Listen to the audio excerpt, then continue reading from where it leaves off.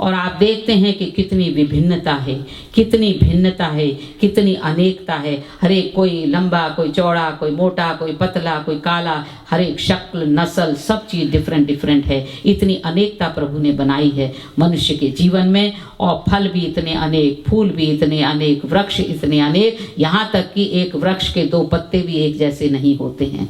इतनी विभिन्नताएं जो प्रभु ने बनाई हैं, तो इन सब अपवादों को अगर हम हटा दें तो लेकिन जो सार्वभौमिक जो सत्य है वो हर एक वस्तु के लिए लागू होता है और हर एक मनुष्य के लिए लागू होता है, जिससे कोई छूट नहीं सकता। और वो सार्वभौमिक सत्य मैंने बैठकर विश्लेषण किया है और उन 10 सत्य पर मैं आके मतलब मैं रुक गई और उन सत्य को आपके सामने रखती हूँ कि सार्वभौमिक सत्य क्या है जीवन में। सबसे पहला सत्य है आनंद। आनंदो ब्रह्मोति, हम आनंद के पुत्र हैं। ब्रह्म आनंद है, सत्य चित्त आनंदम। और आत्मा क्या चाहता है? सबसे बड़ा मित्र उसका है परमात्मा। तो हर एक मनुष्य चाहता है, हर एक आत्मा चाहती है कि मैं परमात्मा से मिलूं। इतने 84 लाख वार्ड में से हम अपना इलाज कर रहे थे आत्मा का जो अशुद्ध थी, और जब मानव चूल्हा मिला है वहाँ पर भी अगर हम वो शुभ कार्य नहीं करेंगे तो फिर से हमें उन्हीं योनियों में जाना पड़ेगा। तो आनंद के पुत्र हैं और हम चाहते, हर एक मनुष्य चाहता है कि मैं आनंदित रहूं। हर प्राणी चाहता है कि मुझे सुख और शांति मिले, और उस आनंद का भंडार जो है परमेश्वर है, और उसी के संग रहकर आपको आनंद की प्राप्ति हो सकती है। तो सबसे बड़ा सत्य जो है वो आनंद है, जो हर एक वस्तु, हर एक प्राणी, जलचर हो, थलचर हो, नभचर हो, हर एक प्राणी चाहता है कि मुझे सुख मिले। लेकिन मनुष्य प्राणी जो है वो सुख और सुख के अलावा शांति और आनंद चाहता है, क्योंकि ये पुराण, ये उपनिषद, ये वेद जानवरों के लिए नहीं लिखे गए हैं, हमारे लिए लिखे गए हैं, और उन शास्त्रों को हमें पढ़ना है। इसलिए कहते हैं जितने 5 महायज्ञ होते हैं वो सब शास्त्रकार, ब्रह्मचारी, गृहस्थी और वानप्रस्थी ही कर सकते हैं। ये जरामय सत्र हैं, मृत्यु पर्यंत तक काम आते हैं। लेकिन जब सन्यास आदमी ले लेता है और जब आदमी मर जाता है तभी ये समाप्त होते हैं। सन्यासी जनेऊ नहीं पहनता क्योंकि उसके 3 ऋण नहीं होते। सन्यासी ये हवन नहीं करता है, सन्यासी शादी नहीं करवाता है। ये सन्यासी के गुण होते हैं, क्योंकि वो द्वेष और राग से बिल्कुल अलग हो जाता है, ब्रह्मनिष्ठ हो जाता है, ब्रह्माग्नि में खुद को पूरी तरह से अर्पित कर देता है। जो असली सन्यासी होता है उसके ये गुण होते हैं। तो वैर और राग और द्वेष से जो निबट जाता है वो सन्यासी हो जाता है।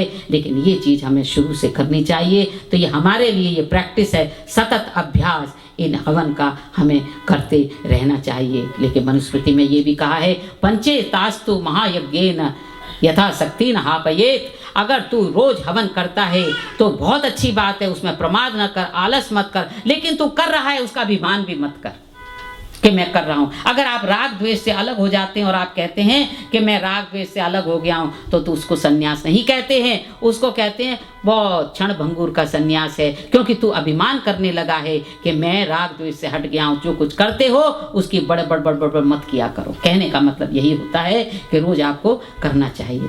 तो मैं सबसे पहला सत्य है कि हम आनंदो ब्रह्मोति, हम आनंद के पुत्र हैं। इसलिए हमें आनंद चाहिए अपने जीवन में, जिससे कि हम इस भवसागर दुख जो है उससे हम थोड़ी निवृत्ति प्राप्त कर सकें। कहते हैं और कोई तरीका नहीं है, अध्यात्म ही एक तरीका है जहाँ आप आनंद की प्राप्ति कर सकते हैं। कहते हैं ना, तमसोमा ज्योतिर्गमय मृत्योर्गमा अमृतंगमय। तो अमृत रस में तुम्हें जाना है कि हे प्रभु, ये कहते हैं याम मेधाम देवगणा पितरश्चोपासते तया मामद मेधयाग्नि मेधा विनम कुरु असते। चाणक्य ने हमेशा यही कहा था कि हे प्रभु, सुबह उठते उनकी यही प्रार्थना हुआ करती थी। वो कहते थे, हे प्रभु तुम मुझसे कुछ भी छीन ले, मैंने जितनी गलतियां करी मुझे सबसे बड़ा दंड दे दे, लेकिन एक चीज तुम मुझसे मत छीनना, वो है मेरी बुद्धि। जब मनुष्य को सद्बुद्धि होती है, उसके विचार अच्छे होते हैं, वाणी अच्छी होती है, कर्म अच्छे होते हैं, तो बुद्धि को आप रखिए। ये बुद्धि ही आपके काम आएगी, जो आपको कहीं तो बहुत ऊंचे तक ले जा सकती है। ये चाणक्य की वो थी कि हे प्रभु तुम मुझे मेरी बुद्धि, इसलिए गायत्री मंत्र में भी सद्बुद्धि ही मांगी है और कुछ गायत्री मंत्र में नहीं मांगा है। तो हमें चाहिए अपने जीवन में कि आनंद की प्राप्ति के लिए राग द्वेष से हटना होगा। आनंद के पुत्र हैं, हमें आनंद की प्राप्ति, मोक्ष की प्राप्ति तभी हो सकती है जब हम धर्म से एकदम लिपट जाएंगे। और जो मनुस्मृति के 10 लक्षण हैं उनको हम, क्योंकि चरम सीमा वैदिक लक्ष्य की चरम सीमा क्या है? आनंद की प्राप्ति। दूसरा, जीवन और मृत्यु। सांस आए तो जीवन, सांस जाए तो मौत, जीवन और मौत में यही फासला है। अरे मनुष्य जिंदगी संभाले रख, ये तो मौत की अमानत है।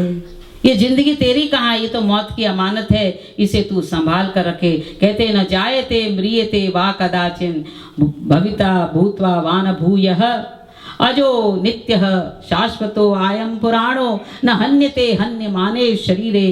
के जीवन मिला है तो मृत्यु जरूर होगी, मृत्यु है तो जीवन भी होगा। इसलिए हमें चाहिए, ये दूसरा सत्य है, इससे तो कोई भी छुटकारा नहीं पा सकता। तो पहला सत्य आनंद है, दूसरा जीवन और मृत्यु है, तीसरा सत्य है कि पूरे दिन में 24 घंटे हैं, जो चाहे कर लो, अच्छे काम कर लो तो कर लो और बुरे करना तो बुरा कर लो। वक्त बड़ा बलवान खिलौना माटी का, ये घड़ा एक दिन फूटने वाला है। और अगर तू है ना वक्त के लिए रुका रहेगा कि कल कर लूंगा, परसों कर लूंगा, लॉन्ग वीकेंड में कर लूंगा, ना ना ना ना ना, जो बीत गया सो बीत गया, आगे की सुध ले। और ये समय रूपी जो नदी है ये तो चलती चली जा रही है, दिन घंटे ये सब बीतते चले जा रहे हैं।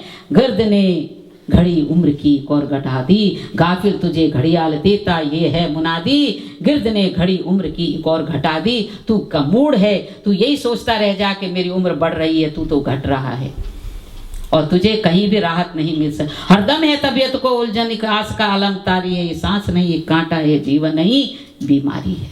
ये हमारी बीमारी लगी हुई है कि हम हमेशा भगवान को अलग एक ऑप्शन दे रखा है कि भाई कल देख लेंगे तुझे, अभी तो समय नहीं है मेरे पास। It should not be an option, it should be the first thing in your life. सुबह उठते ही प्रभु का हम उठते हैं सुबह, हम ब्रह्म का मंत्र बोलते हैं, ओम प्रातः, क्योंकि वो है वहां पर। और जैसे ही मंत्रों का उच्चारण आप करते हैं, लोग कहते हैं हमें समझ में नहीं आता, लेकिन अगर आप मंत्र का उच्चारण करते हैं आपको समझ में नहीं आता, उसको क्या कहते हैं? उत्तम ज्ञान। और जब आपको मंत्र बोलना भी आता है, समझ में भी आता है, उसको क्या कहते हैं? उत्तमतर ज्ञान। और अगर आपको मंत्र आते हैं और ज्ञान और अर्थ भी समझते हैं और अपने जीवन में अमल कर लेते हैं, उसको क्या कहते हैं? उत्तमतर ज्ञान। तो फायदा तो है, कुछ ना कुछ तो फायदा होता ही है आपको, इसलिए मंत्रों का उच्चारण तो करिए। ओम प्रातरग्नि प्रात इंद्रा हवामहे प्रात मित्रा वरुणा रातव्या। इस तरह से एक एक शब्दों का इतना सुंदर अर्थ है। मैं तो चाहती हूँ कि ये क्या नाम है, वैदिक सत्संग चलता रहे, घंटों बोल सकते हैं हम। प्रश्न ये उठता है कि एक एक चीज को समझोगे तभी तो तुम करोगे। और तीसरा सत्य है 24 घंटा। पांचवा सत्य क्या है? अपूर्णता। कोई पूर्ण नहीं है संसार में, आप अपूर्ण है। पूर्ण कौन है? परमात्मा है। इसलिए जो कुछ भी हम करते हैं पूर्णतया नहीं कर पाते हैं। आप कंप्यूटर स्पेशलिस्ट होंगे, कोई इंजीनियर होगा, कुछ हुआ, लेकिन पूर्णतया सब कुछ आप नहीं जानते हैं। तो प्रभु ही पूर्ण है ये समझ कर। लेकिन अमेरिका क्या कहता है? I am the best. अरे बेस्ट तो भगवान होता है। यहाँ बोलते हैं क्या ना, ये क्या नाम है, क्या बोलते हैं? वर्ल्ड मैच, वर्ल्ड क्या बोलते हैं? हाँ, वर्ल्ड चैंपियनशिप। अरे भैया यूटा लड़ रहा है, मिशिगन लड़ रहा है, न्यूयॉर्क लड़ रहा है, वर्ल्ड कहाँ से आ गया? हमारा बेस्ट जस्टिस सिस्टम है, तुम्हारा सभी बेस्ट है। कभी नहीं कहना चाहिए बेस्ट, खाली परमेश्वर के लिए इस्तेमाल हम लोग करते हैं। और पांचवा वो है कि हम कहते हैं अल्पज्ञ। All of us are not, सब तरह का ज्ञान हमको नहीं हो सकता है, क्योंकि अल्पज्ञ है। सर्वज्ञ कौन है? प्रभु है। प्रभु सब कुछ जानता है, भूत वर्तमान और भविष्य। हम like you may be an engineer, you know